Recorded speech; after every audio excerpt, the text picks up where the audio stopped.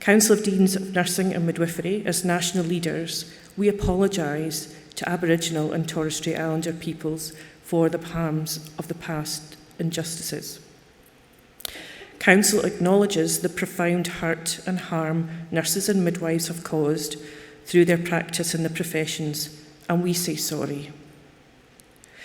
We express our deep grief that Aboriginal and Torres Strait Islander people have been harmed by the colonial practices of nurses and midwives, informed by the policies of previous government agendas, perpetuated through normalisation of professional behaviours and institutional racism. We are sorry. We are sorry that those harms have contributed to the intergenerational trauma of Aboriginal and Torres Strait Islander nurses, midwives, families and communities. Council expresses our profound grief at the suffering that has occurred for Aboriginal and Torres Strait Islander people. We say sorry. As a national peak body, Council will work with and through its members to collaborate with CATSINaM and with the other nursing and midwifery peak bodies, as well as regulatory organisations such as the NMBA and ANMAC, to take a stand towards reconciling the harms that have been done. We shall never forget, but together we can heal and we can build a better future for our nursing and midwifery professions. This apology recognises the importance of the relationship between the Council of Deans of Nursing and Midwifery and CATSINaM, and demonstrates our ongoing value of our relationship.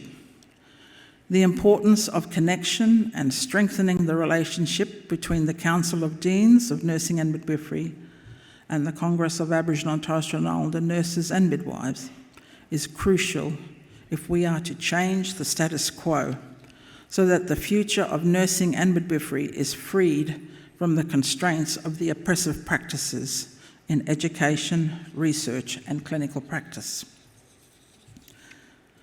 Nursing and midwifery is not a cumbersome body of politics and policies like governments are, although I must admit sometimes it might look and feel that way, but it's not.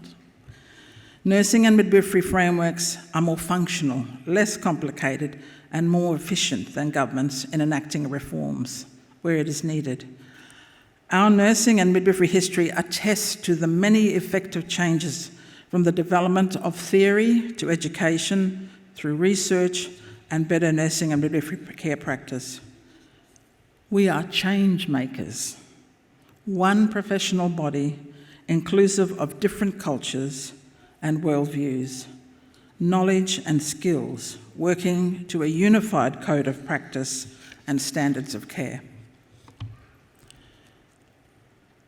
Professor Strickland's apology makes way for building a new season in our relationship, where we agree and begin the work of closing old doors of outdated or harmful behaviour and practices, and together through partnership and collaboration, new doors are opened to develop better practice through higher levels of operations of legislative changes.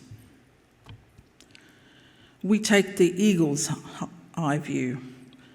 We can feel the wind of change and we start to soar. A turning of the tide, reflective of our cries for justice and equity being heard.